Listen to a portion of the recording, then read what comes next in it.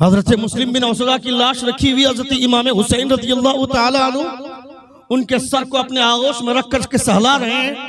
एक 7 साल की उम्र का बच्चा मैदान रन में मैदान कारजार में जा रहा है। इमाम हुसैन फरमाते अरे रोको, वो बच्चा कौन है? उस बच्चे को रोका गया। उस बच्चे को बुला करके इमाम हुसैन पूछते हैं कौन है, कहाँ जा रहा है? कहाँ? मैदान कारजार में जा रहा हूँ यजीदियों का खात्मा करने। कहा किसने भेजा है?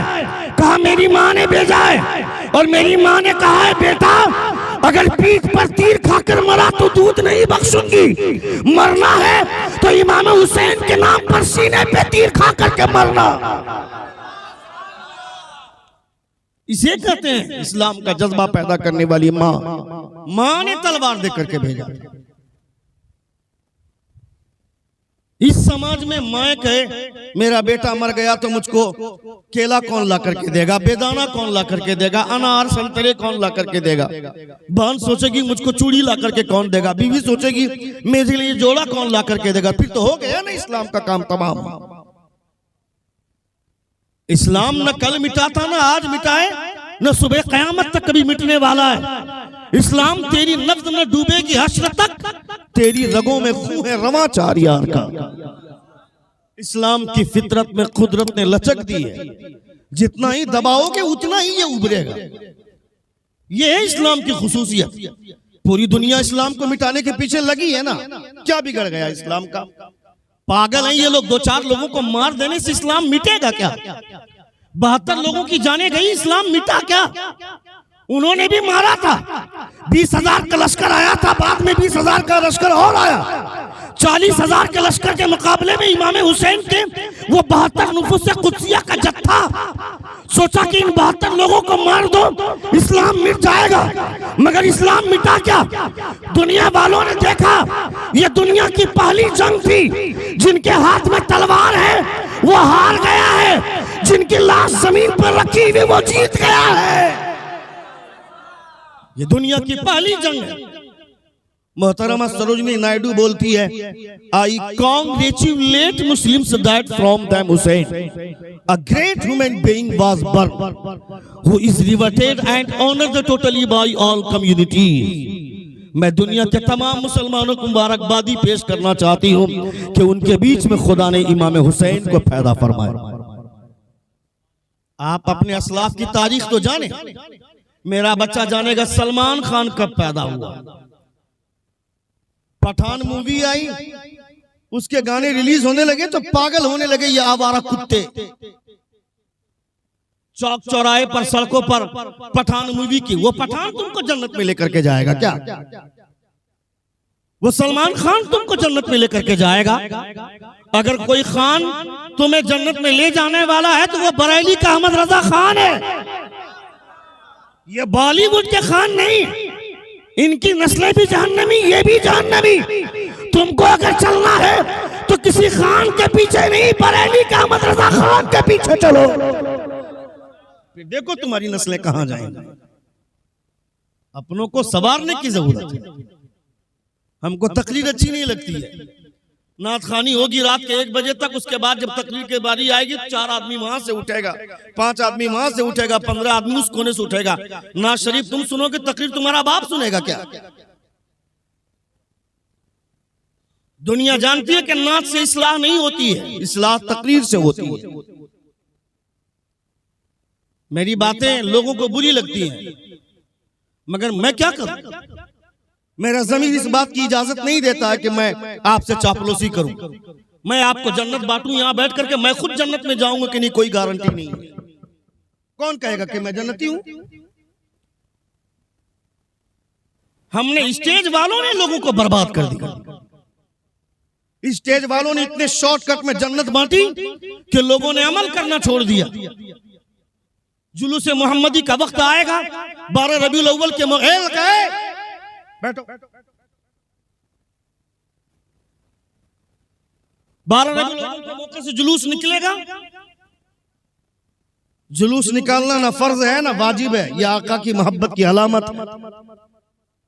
मगर कितना अच्छा होता कि जुलूस निकालते और जहां नमाज का वक्त होता वहीं लोग जमात करके खड़े होकर के नमाज पढ़ लेते। तो दुनिया में एक पैगाम जाता कि बरेली वाले सिर्फ जुलूस के पीछे नहीं भागते, ये नियाज सिर्फ नहीं कराते हैं, नियाज भी कराते हैं, नमाज का वक्त होता है तो नमाज भी पढ़ते हैं। एक अच्छा मैसेज जाता, मगर हमने मैसेज ही खराब किया। क्यों? लोगों ने बांटा यहां से जन्नत स्टेज से कि साल भर नमाज ना पढ़ो, एक मर्तबा जलसा करवा दो, तुमको जन्नत जाने से कोई नहीं रोकेगा। वो भी जन्नत में जाएगा कि नहीं पता चलेगा कयामत में। मिशकात शरीफ की एक हदीस पाक है, सुनिएगा। सुने, थोड़ी देर बोलूं मैं, 5 मिनट। कितने लोग सुनना चाहते हैं? जरा हाथ उठाकर कहें, एक बार कहें या रसूल अल्लाह, और एक बार कहें या हबीब अल्लाह। मिशकात शरीफ की एक हदीस पाक है, सुनिएगा। यह हदीस बुखारी शरीफ में भी है, यह हदीस तिरमिजी में भी है। नबी ने फरमाया अबू हुरैरा से, अबू हुरैरा तुम्हें जो मिल जाए उसे जन्नती का जन्नत की बशारत दे दे। अबू हुरैरा निकले, मुलाकात हुई सिद्दीक अकबर से। कहा सिद्दीक अकबर को कि आप जन्नती। हजरत सिद्दीक अकबर खामोश हुए, आगे निकल लिए, कोई जवाब नहीं दिया, कोई रिएक्शन नहीं दिया। उमर फारूक से मुलाकात हुई, उमर फारूक को सलाम किया, कहा आप जन्नती। हजरत उमर फारूक ने इतना जोर से धक्का मारा कि अबू हुरैरा जमीन पर गिर गए। मैं 2 सहाबी की बात बता रहा हूं। किसी को शक होगा तो बुखारी शरीफ की वो हदीस खोलकर दिखाई जा सकती है, मिशकात की हदीस दिखाई जा सकती है। इतना जोर से धक्का मारा उमर ने कि जमीन पर गिर गया अबू हुरैरा, रोते रोते मुस्तफा की बारगाह में। कहा अबू हुरैरा क्या हुआ? कहा या रसूलल्लाह, आपने कहा जन्नत की बशारत देना, मैंने सिद्दीक अकबर को जन्नत की बशारत दी, वो खामोश रहे। मैंने उमर को जन्नत की बशारत दी तो उन्होंने धक्का मारकर मुझे जमीन पे गिरा दिया। ये गुफ्तगू हो रही थी, उमर तशरीफ ले आए। नबी फरमाते उमर अबू हुरैरा को तुमने मारा? कहा हाँ या रसूलल्लाह, ये मुझे जन्नती बोल रहा। कहा इसमें गलत क्या? मैंने कहा इसको जन्नती कहने के लिए। वो उमर फारूक फरमाते या रसूलल्लाह ऐसा न कीजिए, अगर इतनी आसानी के साथ जन्नत बांटी जाने लगी तो लोग अमल करना छोड़ देंगे, जन्नत पे भरोसा करके बैठ जाएंगे। ये उमर की राय। नबी ने क्या जवाब दिया?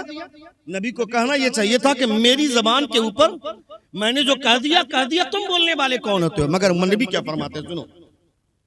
हुजूर फरमाते उमर तुम सही कह रहे हो, आज से वही होगा जैसा तुम चाहते हो। ये मेरे मुस्तफा फरमाते, और हमको पता नहीं किसने कह दिया कि तुम जन्नत में जाओगे, तुमको कोई नहीं रोकेगा। ये तो हुजूर की हदीस है ना कि अगर राय के दाने के बराबर भी ईमान होगा तो जन्नती है। मगर ये कब होगा? ईमान पर मेरी मौत होगी तब ना। कोई कह सकता है गारंटी के साथ कि मेरी मौत ईमान पर होगी? इतने बड़े मजमे में कोई खड़ा होकर के कहे कि मेरी मौत ईमान पर होगी? ईमान पर मौत होगी तब हुजूर की शफाअत है, वरना नहीं है। हुजूर की शफाअत गैर मोमिन के लिए नहीं है, नबी की शफाअत मोमिनों के लिए। रात भर गंदी फिल्में देखने वाला कोई कर सकता है कि मेरी मौत ईमान पर होगी? यूट्यूब, फेसबुक, व्हाट्सएप में अपनी जिंदगी तबाह करने वाले लोग कर सकते हैं क्या कि मेरी मौत ईमान पर होगी? मेरी बेटियां टिकटॉक पे वीडियो बना रही है, ये कोई कह सकता है क्या उसकी मौत ईमान पर होगी? कौन गारंटी लेगा? हजरत बायजीद बुस्तामी, ये वो बुजुर्ग हैं जब ये कब्र में गए, नकीरैन ने आकर सवाल किया मन रब्बुका। हजरत बायजीद बुस्तामी फरमाते हैं अदब नहीं जाना, आ गए, पहले सलाम करना चाहिए था ना, फिर जवाब, फिर बात करनी चाहिए थी। नहीं सुना खुदा ने क्या कहा? या अय्युहल्लज़ीना आमनू ला तदखुलू बुयूतन गैर बुयूतिकुम हत्ता तस्तानिसू व तुसल्लिमू अला अहलिहा। कि जिस घर में दाखिल होना चाहो पहले उससे इजाजत लो, फिर सलाम करो, उसके बाद दाखिल होना। ये मेरा घर है, ये मेरा दारुल करार है। दुनिया में था तो वह दारे फानी, मगर ये मेरा दारुल करार है। मेरे घर में दाखिल होने से पहले ने तुमने सलाम किया ना, इजाजत ली। बाहर जाओ, पहले सलाम करो, फिर अंदर आओ। नकीरैन बाहर गए, सलाम किया, फिर अंदर आए। कहा मन रब्बू का। कहा अभी जो सलाम किया तो क्या सोचकर सलाम किया? मुसलमान समझकर या गैर मुस्लिम समझकर?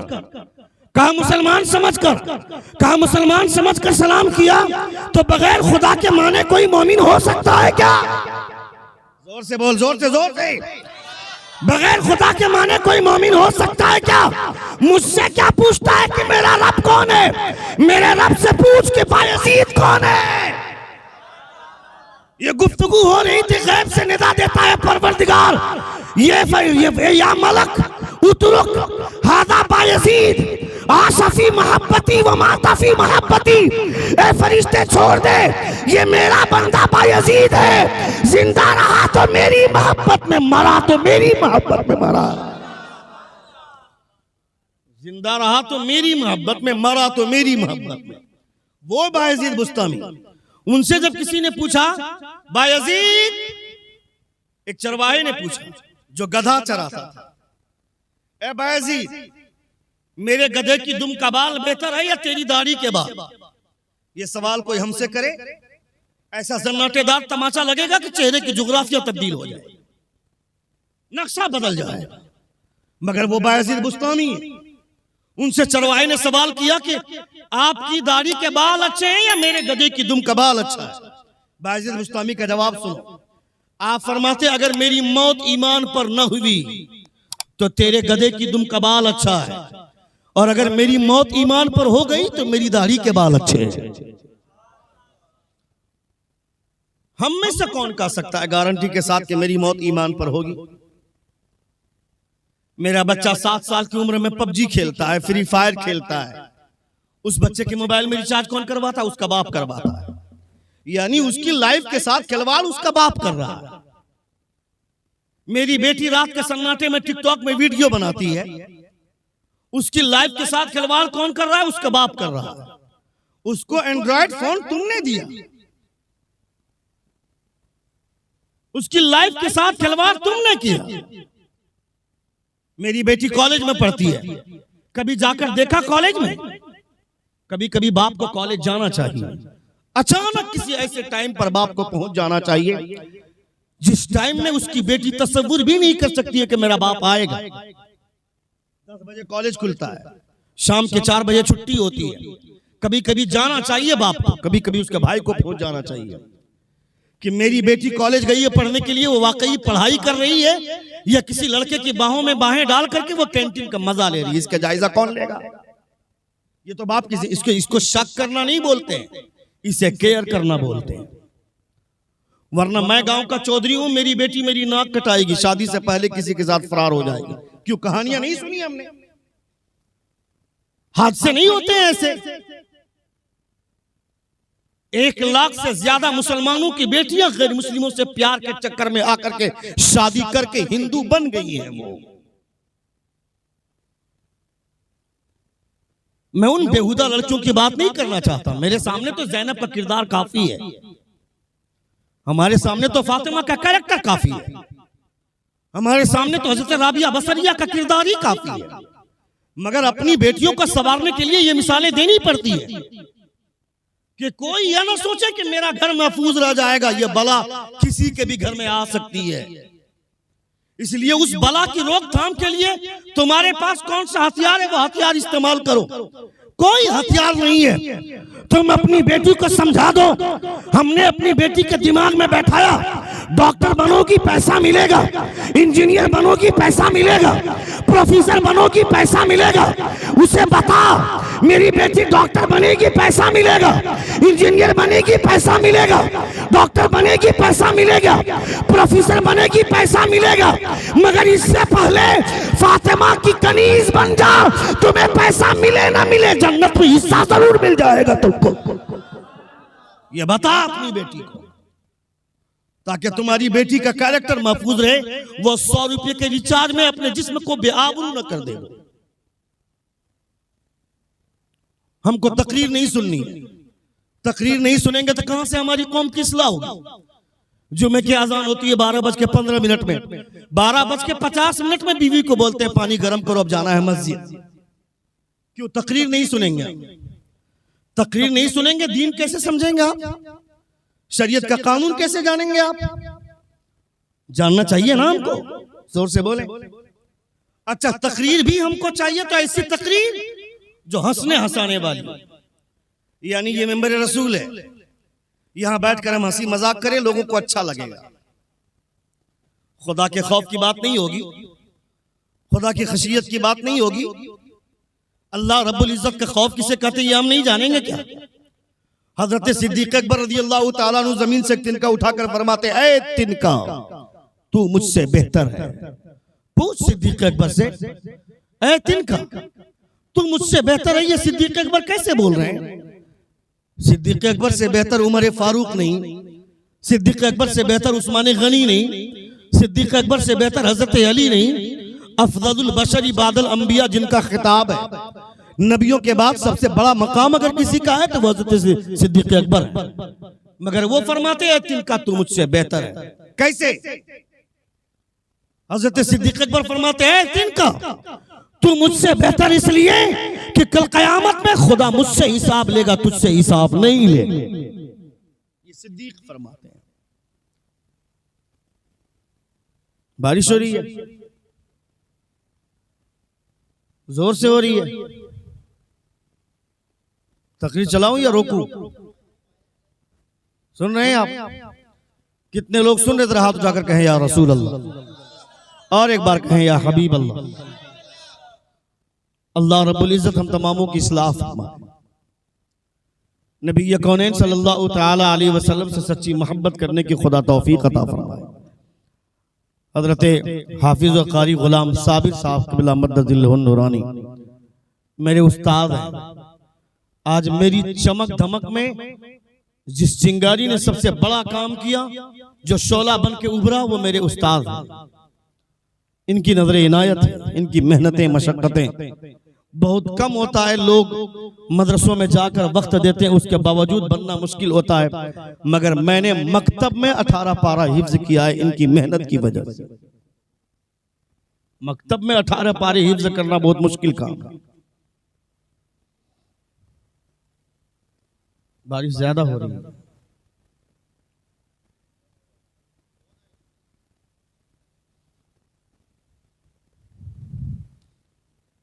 एक बार जोर से कहें या रसूल अल्लाह, और एक बार कहें या हबीब अल्लाह। नबी कौनैन सल्लल्लाहु तआला अलैहि वसल्लम की महफिल में बैठकर आप मुस्तफ़ा का जिक्र सुन रहे हैं, मुस्तफ़ा का चर्चा सुन रहे हैं, हुजूर का कानून सुन रहे हैं। कभी कभी इंसान को इस बात का एहसास करना चाहिए कि मेरे सरकार ने मेहनत कितनी की है। बनी बनाई बिरयानी खाना बहुत आसान है, बने बनाए पुलाव खाना बहुत आसान है, मगर उस पुलाव के बनने से पहले उस चावल को कितनी तकलीफों का सामना करना पड़ता है, ये उस चावल से कोई पूछे। कितनी देर तक आग की तपिश को झेलना पड़ता है। इस्लाम हम तक पहुंच गया। मैं मुसलमान के घर में पैदा हुआ, मेरे बाप का नाम अब्दुल गफूर था, मेरा नाम अब्दुल रहीम पड़ गया। मेरे बाप का नाम अब्दुल जब्बार था, मेरा नाम अब्दुल शकूर हो गया। यानी ये तो आसान है, मगर मशक्कतें तो उन बुजुर्गों ने झेली है ना। अभी गया मैं उम्रा करने के लिए नवंबर में, गारे सौर जबल सौर पर चढ़े, जहां पे मुस्तफा ने हिजरत की रात गुजारी थी, मुस्तफा ने वक्त दिया था। उस पहाड़ पर चढ़े हम लोग तो 3.5 घंटे लगे उस पहाड़ पर चढ़ने में। और सिद्दीक अकबर उस पहाड़ पर नबी कौनैन को कांधे पर बैठा कर चढ़े थे। यहाँ अकेले नहीं चला जा रहा है, और सिद्दीक अकबर कांधे पर बैठा कर मुस्तफा को उस पहाड़ पर चढ़े थे। मोहब्बत तो महान है, इश्क तो महान है। हम तो साल भर कभी झांकते तक नहीं है मस्जिद। जुमा पढ़ लिया तो एहसान कर दिया, ऐसा लगता है जैसे एहसान कर दिया हमने। जुमा पढ़ते हैं, क्या मौलाना साहब कैसी बात करते हैं, जुमा भी नहीं पढ़ेंगे हम। क्यों? 5 वक्त नमाजें मेरे ऊपर फर्ज नहीं है, वो कौन पढ़ेगा? नबी कौनैन सल्लल्लाहु तआला अलैहि वसल्लम ने जो मेहनतें की हैं, जो मशक्कतें, उन मशक्कतों की झलक हमारे सामने अगर महसूस करे आदमी, तो इंसान कभी भी अपने सजदे से जी नहीं चुराएगा। हजरत अब्दुल्ला बिन सहल तस्तरी फरमाते हैं, सुनिएगा इधर मेरी तरफ देखें। हजरत अब्दुल्ला बिन सहल तस्तरी फरमाते हैं कि जब मेरा दिल चाहता है कि मेरा रब मुझसे बात करे तो मैं कुरान खोलकर कुरान की तिलावत करने लग जाता हूँ।